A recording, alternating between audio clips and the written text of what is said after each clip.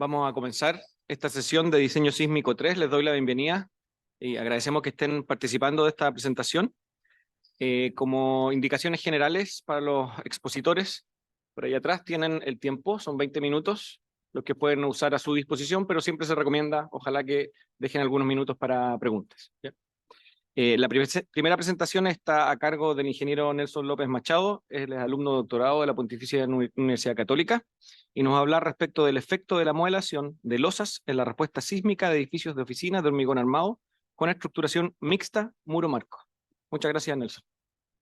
Bien, buenos días. En este caso le voy a exponer sobre el efecto de la modelación de las losas en la respuesta sísmica de edificios de oficinas de hormigón armado con estructuración mixta, muros marcos. Los autores, mi persona, Nelson López, el profesor Diego López García, el profesor Pablo Parra y el profesor Gerardo Araya. En edificios residenciales existe ya cierta información sobre este tema. Debido a las luces cortas, como se observa en estas plantas, existen cambios importantes en la carga axial debido a la presencia de las losas. Y esto se ha demostrado, como en este trabajo que se muestra acá, de Ugalde y otros, que la inclusión de las losas o la modelación explícita de las losas sí tiene un efecto importante en lo que es las curvas de fragilidad, por ende en la probabilidad de colapso de la estructura, y en lo que es la ductilidad de la misma. Si bien se reflejó que la importancia de asumir la rigidez de la losa digamos, importante en este caso, es más importante asumir o modelar la losa que asumir cualquier valor de rigidez de la misma.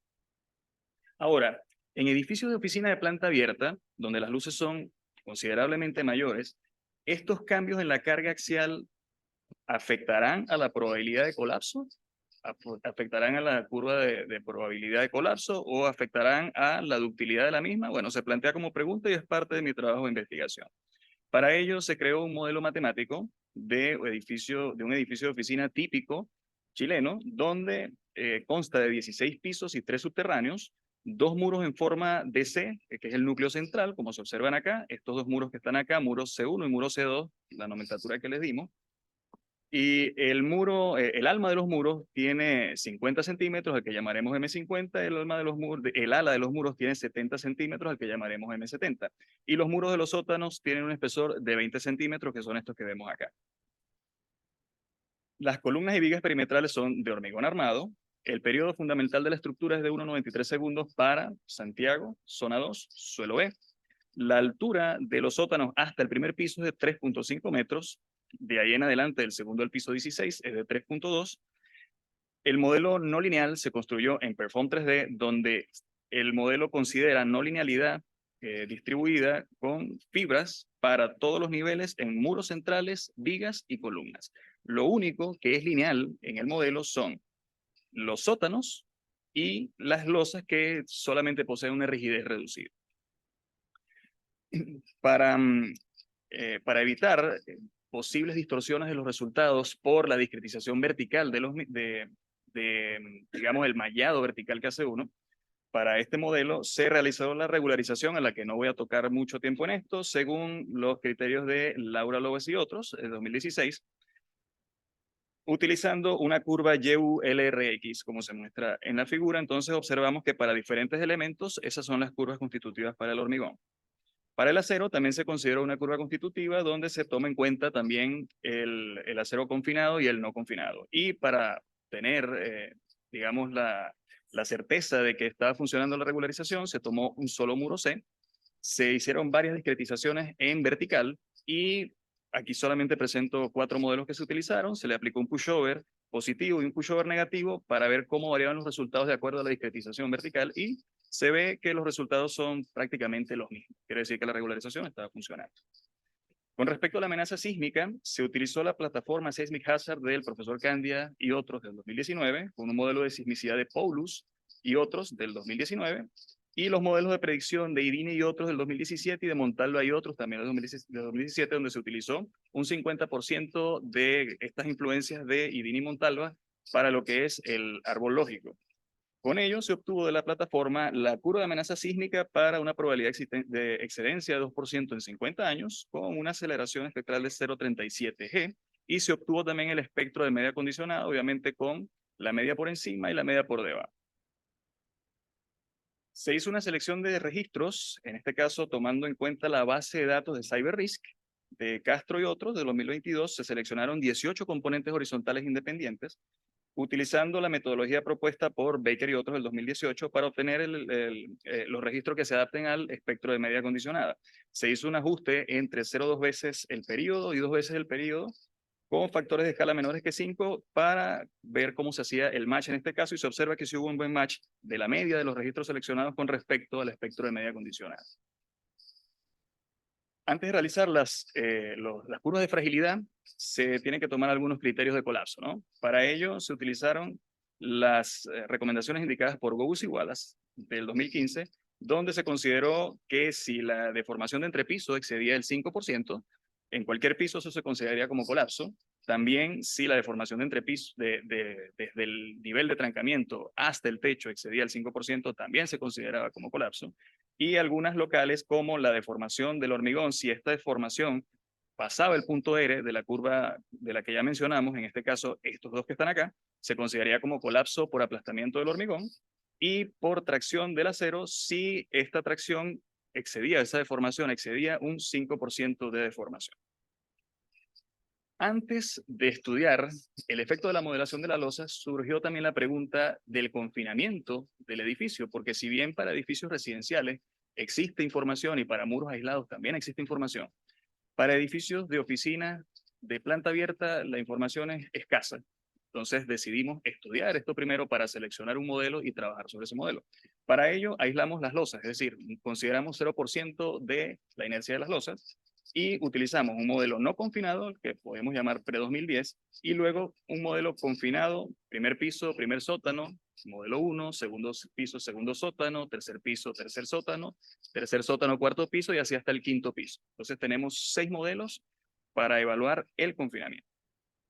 Se observa entonces que el confinamiento sí tiene un efecto en lo que es la ductilidad y en lo que es la probabilidad de colapso en 50 años. Se observa acá, por lo menos en esta curva negra, al realizar el pushover positivo, que si el modelo no está confinado, si el edificio no está confinado, la caída de la rigidez se produce en este punto, pero al confinar el primer piso se hace más dúctil la estructura, segundo piso se hace mucho más dúctil, y ya a partir del confinamiento del tercer piso en adelante prácticamente no tenemos variaciones importantes en lo que es la ductilidad. En el pushover negativo se observa que para cualquier confinamiento la curva es prácticamente la misma, la curva de pushover, la ductilidad es la misma. ¿Por qué? Porque el bloque de compresión en el alma es mucho más grande que en las salas, que es mucho más pequeño. En la curva de probabilidad de colapso también, en la curva de fragilidad, perdón, se observa también que hay cambios importantes. En el modelo no confinado, que es esta curva que está acá, se observa que la mediana de colapso es más chica, es decir, de 1.01 en este caso, y a medida de que se va confinando primer piso, segundo piso, tercer piso, la mediana de colapso se va haciendo más grande, lo que implica que la probabilidad de colapso disminuye. Sí, en este caso sí se observa que pasamos de un modelo no confinado, el 0,20% para una probabilidad de colapso en 50 años, a una reducción significativa, pero a partir del modelo 2, que tiene segundo piso y segundo sótano confinado, las probabilidades de colapso son prácticamente las mismas.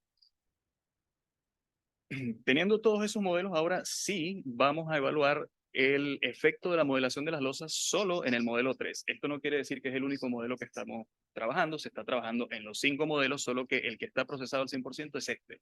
Entonces, este es el que les voy a mostrar acá. Entonces, tomamos rigidez de las losas de 0%, 25%, 50%, 75% y 100% de la inercia gruesa, es decir, de IG.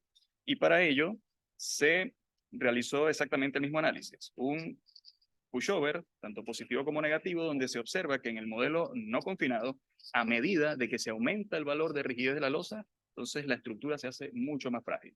Aguanta mucho más corte, resiste mucho más corte, pero se hace más frágil en lo que es desplazamiento, en este caso deriva de techo, deformación de entrepiso, perdón, y de techo. En el pushover negativo ocurre exactamente lo mismo. Antes teníamos prácticamente una curva continua. En este caso sí vemos que hay caídas de rigidez. Lo mismo ocurre para el modelo 3, que tiene 3 pisos, 3 sótanos confinados, donde el efecto es exactamente el mismo. A medida de que aumentamos la rigidez de la losa, entonces la estructura se hace más frágil. ¿Sí? Desde el punto de vista de curvas de fragilidad y probabilidad de colapso, se observa que a medida de que se aumenta la rigidez de la losa, el modelo se hace más frágil también, ¿sí? Es decir, la probabilidad de colapso aumenta conforme aumenta la rigidez de la losa. ¿A qué se debe esto? Se debe a los cambios de carga axial que se están produciendo por la rigidez de la misma, ¿sí?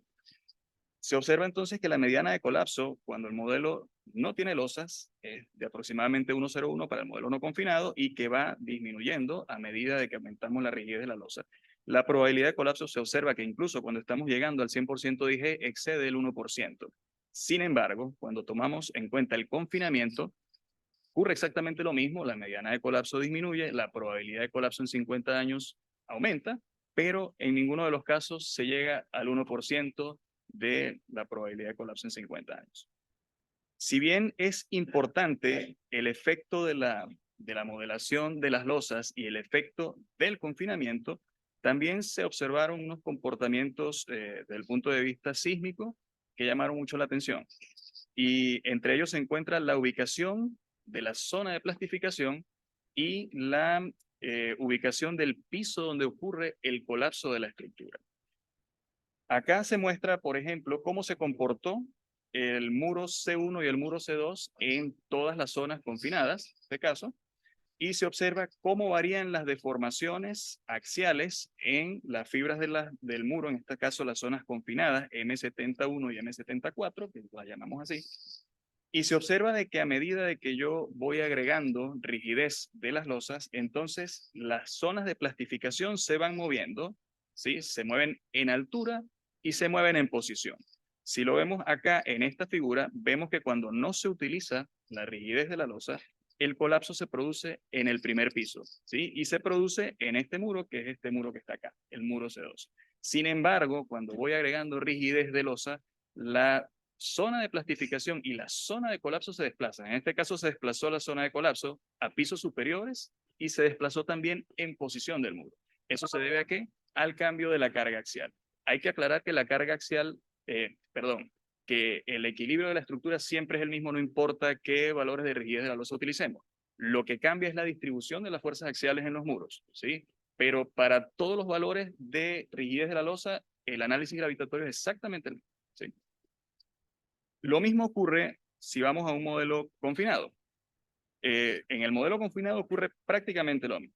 Solo se observa que a medida de que se aumenta la rigidez de las losas, las zonas de plastificación se van moviendo de posición y también van cambiando en altura. Entonces, podemos decir que tanto para modelos pre-2010, modelos no confinados y modelos confinados, el comportamiento sísmico de utilizar el confinamiento y la rigidez de las losas sí produce cambios importantes en lo que es el comportamiento sísmico de la estructura.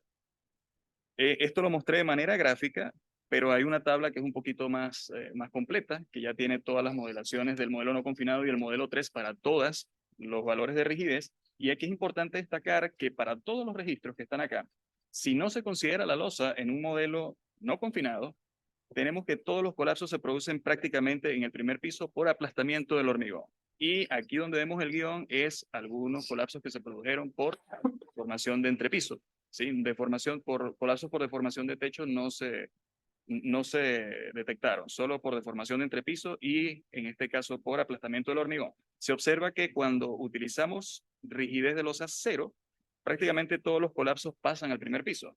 Sin embargo, cuando confinamos, ahora empieza a predominar la deformación de entrepiso como colapso. Sí se ven algunos colapsos por aplastamiento del hormigón en pisos superiores y en este caso en el primer piso, pero empiezan ya a verse más colapsos por deformación de entrepiso. Eso ocurre cuando el modelo no se confina, cuando no se toma en cuenta la rigidez de la losa. Pero ahora, al ir incorporando rigidez de la losa, los cambios en la carga axial hacen que, por ejemplo, en el modelo confinado volvamos de nuevo a los colapsos por aplastamiento del hormigón, ¿sí? Entonces vemos que las zonas de colapso se mueven también a pisos superiores, pero prácticamente desaparecen los colapsos por deformación de entrepiso. Y así, si voy aumentando la rigidez de la losa desde los valores de 0,25 hasta 100%. Como conclusiones se puede establecer que cuando las losas no son modeladas de manera explícita y el confinamiento de los muros en el primer sótano disminuye significativamente la probabilidad de colapso. Si se confinan los bordes de los muros, en el segundo piso y segundo sótano, la reducción de la probabilidad de colapso es, digamos, marginal. Y en un mayor grado de confinamiento no se producen reducciones adicionales de la probabilidad de colapso. Eso lo vimos ya en las tablas. La rigidez efectiva flexión de las losas, eso sí influye significativamente en la probabilidad de colapso. A medida de que aumentamos la rigidez de la losa, entonces la probabilidad de colapso aumenta. Y la rigidez efectiva flexión de las losas también influye significativamente en la ubicación de las zonas de plastificación y las zonas de colapso de los muros, tanto en altura como en planta. Como agradecimientos, bueno, a la Agencia Nacional de Investigación y Desarrollo y un par de proyectos adicionales que tenemos allí, que ya se me acaba el tiempo. Muchas gracias por su atención.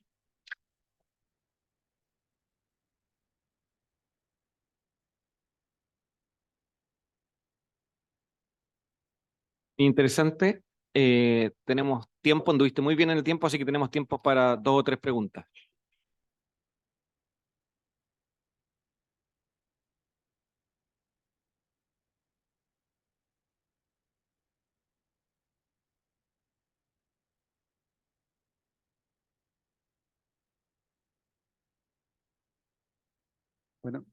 Bueno, Nelson, felicitarte por tu presentación, muy buena, muy explicativa y bastante interesante las conclusiones. Tengo una duda, si tú crees que considerar diferentes fracciones de amortiguamiento podrían cambiar el resultado, sobre todo en los niveles en los cuales va a fallar la estructura al considerar la rigidez de las losas. El nivel de amortiguamiento, de verdad no te sabría decir si pudiera influir o no. De verdad que no pudiera darte con certeza alguna respuesta de que eso pudiera influir o no en la ubicación de la ruta. En este caso, lo que te puedo dar certeza es que confinar y utilizar diferentes rigideces de losas sí hace cambio importante. Con el amortiguamiento no lo sé. ¿Más preguntas?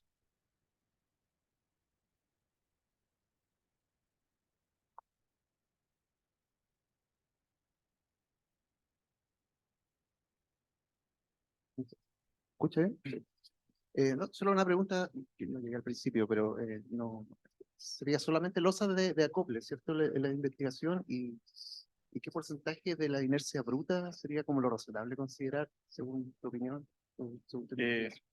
Bueno, si vemos, voy a pasar para acá el modelo más o menos que es lo que se quiso, que es esto que está acá. Se utilizaron las losas completamente en el edificio, tanto en el sótano como en los pisos superiores, ¿no? De recomendar algún valor, bueno, no es la intención de la tesis recomendar un valor de rigidez, si bien el documento de análisis no lineal de Achicina recomienda 0.25, y es una de las razones por la cual aparece el 0.25 allí, no pudiera recomendar algún valor. Lo que sí, lo que se trata es de hacer conciencia de que el comportamiento de la edificación, si incluyes algún porcentaje de rigidez de la losa, tiene relevancia tanto en probabilidad de colapso como zonas de colapso, como ductilidad. Ahora, ¿cuál es el valor efectivo que yo recomendaría? No te pudiera dar una respuesta. Por ahora podemos guiarnos por lo que dice Achicina, pero no pudiera dar una respuesta, una opinión de cuál es.